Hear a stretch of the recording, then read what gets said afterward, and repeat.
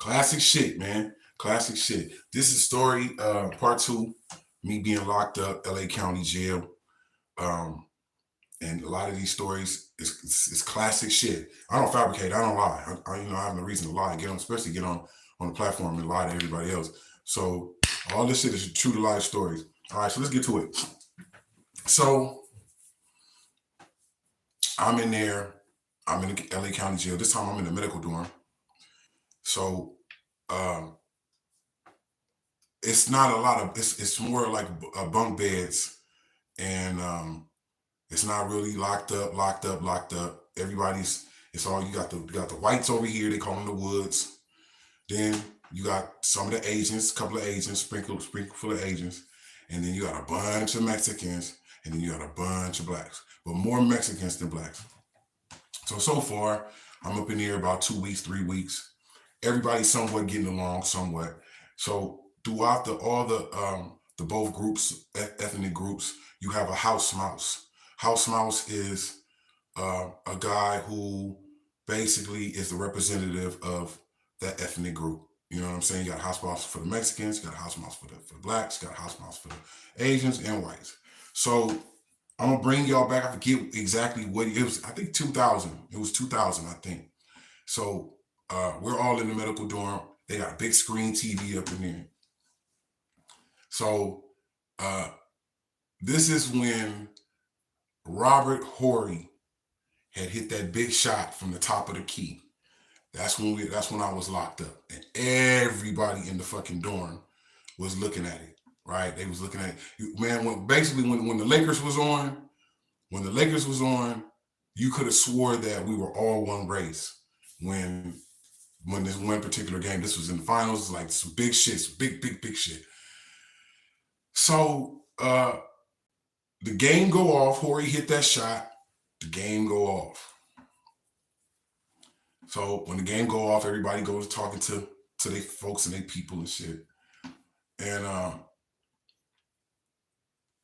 I see one of the Mexicans get up, you know what I'm saying? And he get up and he turned the TV. He turned the TV to some Telemundo or some shit like that. You know what I mean? Some Blazo. It was some shit. And so it was this one skinny dude, black dude, you know what I'm saying? Hilarious. Everybody was laughing at this nigga first. He like, oh, nah, cuz. Nah, crip. Nah, homie. Nah, we ain't watching none of that Mexican shit. We ain't watching none of that type of shit. So everybody looking over, noticing this nigga talking. So he turned the TV. I think he turned it to Soul Train. So the Mexican get up and he turned it back to Blazo. He turns it back to Blazo. So the black dude like, oh, no, cuss, no, cuss, no. He was like, you know what? Matter of fact, homie, if you turn the TV back, I'm pouring water on the TV, homie. So when he said that, everybody kind of looked a little bit. Everybody was looking and shit. And so the Mexican, sure enough, went over there and turned it back. And he's like, cuz, you think I'm playing, cuz? Nigga went over there and got a thing of water, and he poured water on the TV. TV said, bzz, bzz, bzz, bzz, and went out. So I'm like, oh shit. Everybody like, oh shit, right? And so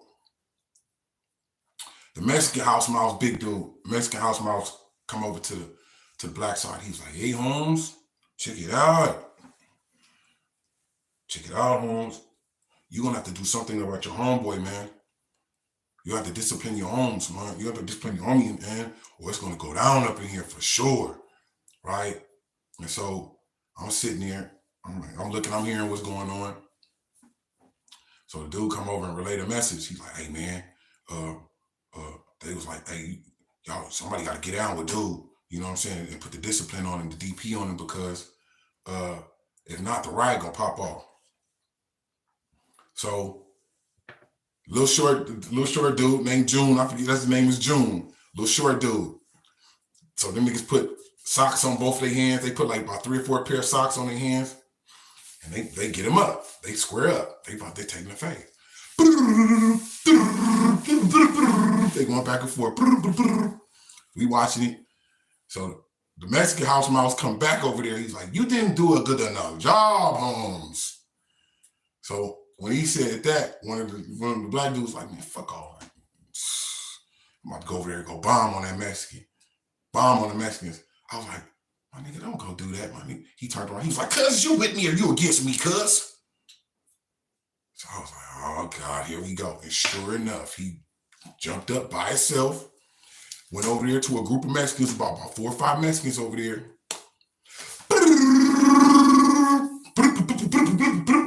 It's going down, right? So when they go down, it pop off. Everybody jump up. Even me, I'm out there with the essays. So the